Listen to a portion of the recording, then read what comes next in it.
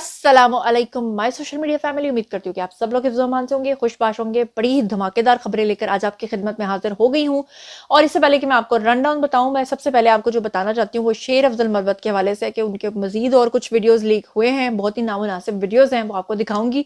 और run down बताने के बजाय हम शुरू करते हैं जी पहली खबर से। तो चलिए जनाब शुरू करते हैं पहली खबर से। सबसे पहली खबर आपको बड़ी मज़ेदार मैंने ये बतानी है कि आपको अच्छे तरीके से पता है कि जिस दिन से मुल्क के अंदर इलेक्शन हुए हैं अभी तक कोई गवर्नमेंट बनने के चांसेस नजर नहीं आ रहे हैं। नवाज शरीफ एस्टैब्लिशमेंट के आगे डट चुके हैं। उन्होंने शहबाज शरीफ को कह दिया है कि फिलहाल जोड़ तोड़ और राब्तों से परहेज किया जाए। अपनी ही पार्टी के जो अंदर के लोग हैं इस हार्डक समेत वो कह रहे हैं कि मियाँ साहब को कि हमें हुकूमत सिर्फ पंजाब में बनानी चाहिए, वफाक में नहीं बनानी चाहिए। दूसरी तरफ पीटीआई वाले आपस में लड़ लड़ के मर मर के खप गए हैं।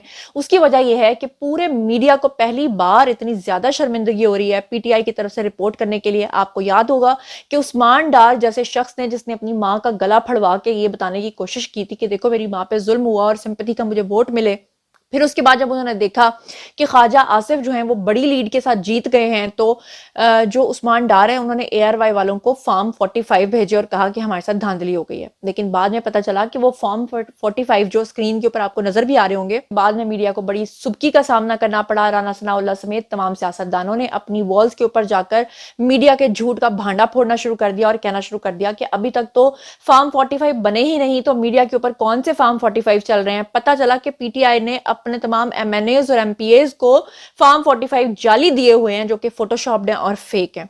फिर उसके बाद आपने देखा कि पीटीआई ने बहुत ज्यादा वावेला किया, झूठ बोला और कहा कि नहीं जी नहीं, हम तो सच बोल रहे हैं, हमारे फॉर्म 45 जो हैं वो बिल्कुल सही हैं, हम इंटरनेशनल मीडिया को इन्वाइट करेंगे और उनके सामने हम उनको दिखाएंगे। लेकिन हुआ क्या कि जिस वक्त उन्होंने लोकल जो पाकिस्तानी अपने सहाफी हैं उनको भी बुलाया, इंटरनेशनल गोरों को भी जनाब बुला लिया, और जब वो वहां पर आए तो गोरों ने सवाल किया कि किधर है जी आपके फॉर्म 45। तो उस वक्त इनके पास कोई जवाब नहीं था, कोई फॉर्म 45 नहीं दिखाया गया क्योंकि ओरिजिनल फॉर्म 45 जो होता है उसके ऊपर दस्तखत भी होते हैं, उसके ऊपर अंगूठे भी लगे होते हैं। तो उन्होंने जनाब क्या किया कि जिस दिन रिपोर्टिंग कर रहा था मीडिया तो कोई कुछ खबर दे रहा था, कोई कुछ खबर दे रहा था, क्योंकि आपको पता है कि जब फॉर्म 45 आता है तभी हतमी नतीजा आता है। तो इन्होंने इंटरनेशनल सहाफियों को पागल बनाने के लिए जनाब क्या किया कि इन्होंने वो जो स्क्रीनशॉट्स हैं चैनल्स के वो दिखाना शुरू कर दिया, जिसके ऊपर गोरे सहाफी जो है वो बाइकआउट करके पीटीआई का वहां से चले गए। जिसके बाद उनके आपस में इतनी ज्यादा झगड़ा शुरू हो गया कि एक दूसरे को कहना शुरू हो गए कि जनाब उठो यहां से निकलो, मैं तुम्हें जाने नहीं दूंगा, ये हो गया वो हो गया। वो वीडियो भी मैं आपको, और आपस में शोर मचाने लगे कि जनाब तुमने हमारा प्रोग्राम खराब कर दिया, प्रोग्राम बढ़ गया, ये हो गया वो हो गया। और जो वहां पर झगड़ा और जो वहां पर सब कुछ हुआ जरा आप खुद देख लीजिए।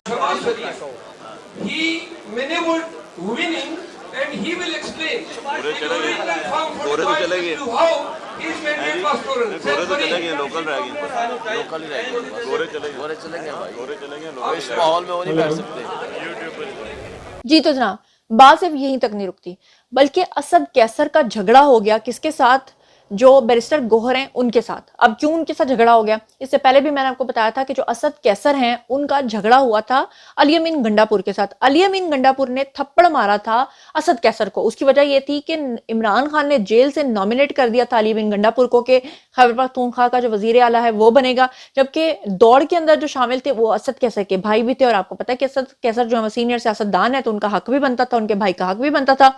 जबकि जो अली अमीन गंडापुर है उन्होंने अपना जो एक गुंडागर्दी है वो दिखाने की कोशिश की थी।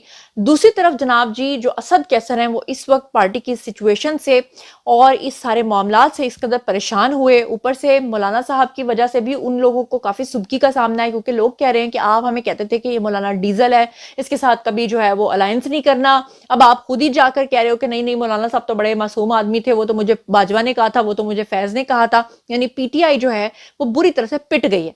अब ऐसे में हुआ क्या कि असद कैसर जो हैं उन्होंने शड़प कॉल दिया बैरिस्टर गोहर को, और बैरिस्टर गोहर को उन्होंने कहा कि जनाब तुम जो बड़ा पार्टी का चेयरमैन चेयरमैन चेयरमैन अपने आप को कहते जा रहे हो ना, तुम सिर्फ एक वकील हो, वकील की हैसियत से पार्टी में अपना किरदार अदा करो। और उन्होंने ये धमकी भी लगाई कि तुम जो है ना इस तरह की चीजों से बाज आ जाओ। और फिर उसके बाद जो हुआ मैं चाहती हूँ कि वो न्यूज में भी आ गया, आप जरा खुद सुन लें। पीटीआई में सियासी मामलात पर इख्तिलाफात पैदा हो गए। पार्टी की सियासी क़यादत बैरिस्टर गौहर खान के खिलाफ हो गई। सियासी कमेटी के इजलास में बैरिस्टर गौहर और असद कैसर के दरमियान तल्ख कलामी हुई। गुज़श्ता रात होने वाली तल्ख कलामी में बैरिस्टर गौहर खान ने कहा कि उन्हें बानी पीटीआई ने चेयरमैन मुंतखब किया और अब बानी पीटीआई की हिदायत पर फैसले वो करेंगे। असद कैसर और आमिर डोगर ने कहा कि वकला का काम बानी पीटीआई और पार्टी के कानूनी मामलात को देखना है। अच्छा, ये सारे वकील तो आपस में लड़ रहे हैं। ये तो मैंने आपको पहले ही कहा था कि कुत्ते बिल्लों की तरह इनकी लड़ाइयां शुरू हो जाएंगी, क्योंकि इमरान खान की वाहिद जमात है जिसको इस वक्त ऑन कौन कर रही है, तमाम वकला।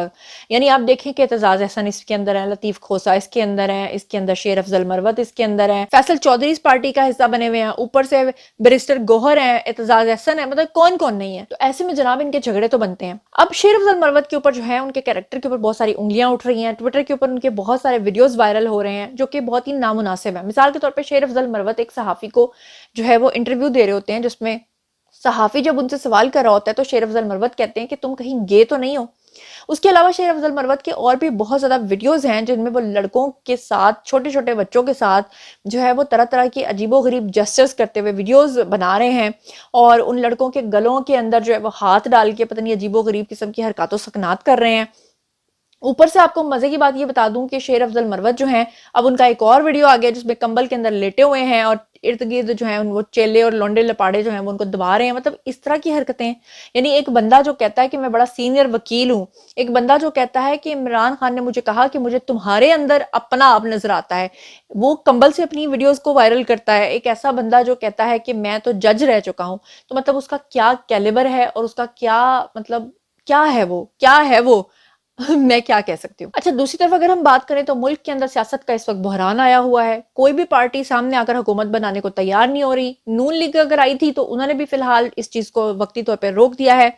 अब ऐसे में जनाब जी कहा जा रहा है कि जरदारी साहब जो हैं, जरदारी साहब वो सिंध फतह करने के लिए इस्लामाबाद आए थे और मौलाना साहब ने सोमरू से बयान दिलवाकर उनको जो है वो फिर से पीछे को ढकेल दिया और जो सिंध असेंबली है वहां पर किसी को हलफ उठाने नहीं देंगे, उन्होंने ये कहा। और उसके बाद दूसरी तरफ जो है पीर पगाड़ा ने बड़ा शो कर दिया और जब पीर पगाड़ा ने बड़ा शो कर दिया तो उसके बाद कहते हैं कि जरदारी साहब के स्क्रू जो हैं वो टाइट हो गए और वो जो है वापस सिंध चले गए और उनका ये ख्वाब जो था कि मेरा प्यारा जो बिलावल है वो वजीर आजम बनेगा, वो भी अधूरा रह गया।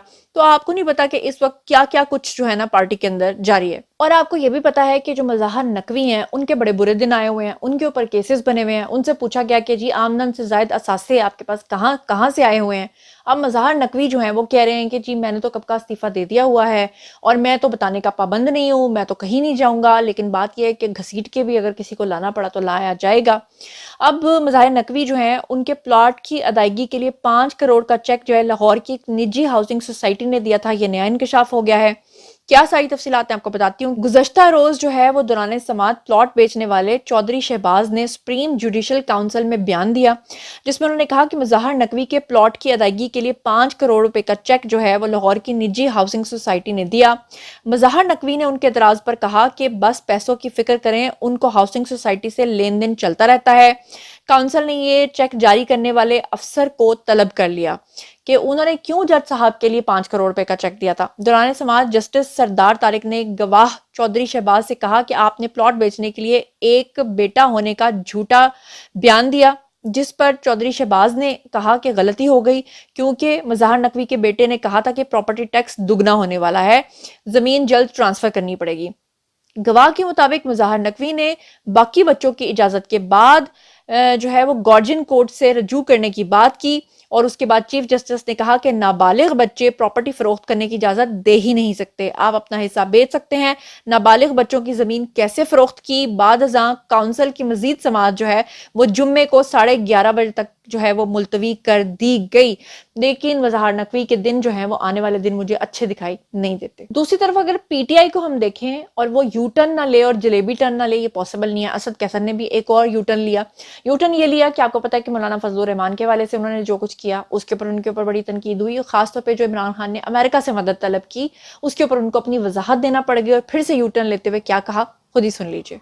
अमेरिका के हवाले से खास तौर पर पैगाम दिया है कि अमेरिका ने तमाम इलेक्शन को मॉनिटर किया, सारी दुनिया ने मॉनिटर किया, दुनिया की तमाम एजेंसियों ने मॉनिटर किया, लेकिन अमेरिका की तरफ से जिस किस्म का बयान आया है उसमें मज़ीद वज़न डालना चाहिए, उसमें मज़ीद स्ट्रेस होना चाहिए कि पाकिस्तान में जो इलेक्शन हुआ है और उसके अंदर जो धांधलियाँ हुई हैं, जो बद इंतज़ामी का मुजाहरा किया गया है और पाकिस्तान तहरीक इंसाफ को जिस तरह से मुख्तलिफ हरबों के ज़रिए इलेक्शन प्रोसेस से आउट करने की कोशिश की गई है, उसकी मजम्मत और उसके हवाले से आवाज़ उठाना ये अमेरिका का जो फ़र्ज़ बनता है वो फ़र्ज़ अमेरिका ने उस तरह से पूरा नहीं किया। अब आप लोग बड़े हैरान होंगे कि 9 बजे जैसे वाकयात करने के बावजूद इमरान खान जैसे लोगों को, उनकी पार्टी के लोगों को बर्दाश्त क्यों और कैसे किया जा रहा है,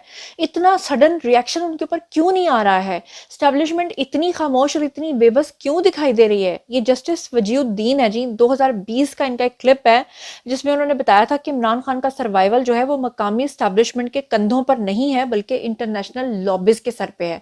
क्या उन्होंने कहा था, सबूत के तौर पे आपको दिखाना चाहती हूँ, हैव अ लुक। इमरान की सर्वाइवल इस वक्त पाकिस्तानी एस्टेब्लिशमेंट के कंधों पर नहीं है बल्कि इंटरनेशनल जो लॉबीज हैं वहां से इनको सपोर्ट है। अब पीटीआई एक ऐसी जमात है और वाहिद जमात है जिसका हर बंदा अपने आप को लीडर समझता है और एक नई कहानी सुनाता है। बैरिस्टर गौहर आते हैं और वो कहते हैं कि हमें 150 सीटें मिल चुकी हैं। जब उनसे होस्ट पूछती है कि आपके पास इसका कोई सबूत है तो कहते हैं नहीं, सबूत कोई नहीं है, बस हमें पता है।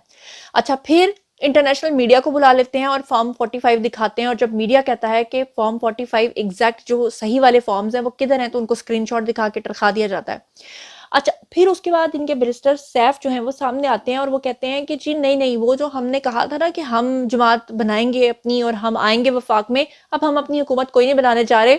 और क्या कुछ उन्होंने कहा जरा मैं आपको बताती हूँ। उन्होंने कहा कि हम वफाक और पंजाब के अंदर ऑपोजिशन में बैठने का हमने फैसला किया है। इमरान खान ने 2 टोक अल्फाज में कहा है कि हुकूमत करने से ऑपोजिशन बेहतर है। इमरान खान सबके नाम जानते हैं जो इस वक्त तहरीक इंसाफ में मौजूद हैं मगर एजेंसियों के एजेंट्स हैं। हम अपने एमएनएस को दरख्वास्त करते हैं कि पार्टी के साथ खड़े हो जाएं और दूसरी पार्टियों में शमूलियत ना करें। हमारी मालूमात के मुताबिक 15 एमएनएस मुस्लिम लीग नून में शामिल होने वाले हैं। अच्छा, ये जो बैरिस्टर सैफ ने कहा ये बात बिल्कुल ठीक है। अब तक तकरीबन इन्होंने 15 का नाम लिया है, 15 में 6 और शामिल कर लें, तकरीबन ये 22-23 लोग हैं जो इस वक्त पीटीआई के साथ बिल्कुल भी बातचीत करने से निकल चुके हैं रडार से बाहर। नून लीग में या किसी और जमात के अंदर जो है वो शमूलियत करेंगे। नून लीग ने ही अल्टीमेटली फिर फाइनली आना है क्योंकि एस्टैब्लिशमेंट के पास नून लीग के अलावा कोई और चॉइस है नहीं है, क्योंकि मईशत के पहिए को चलाने के लिए नून लीग से बेटर ऑप्शन उनके पास कोई है नहीं है।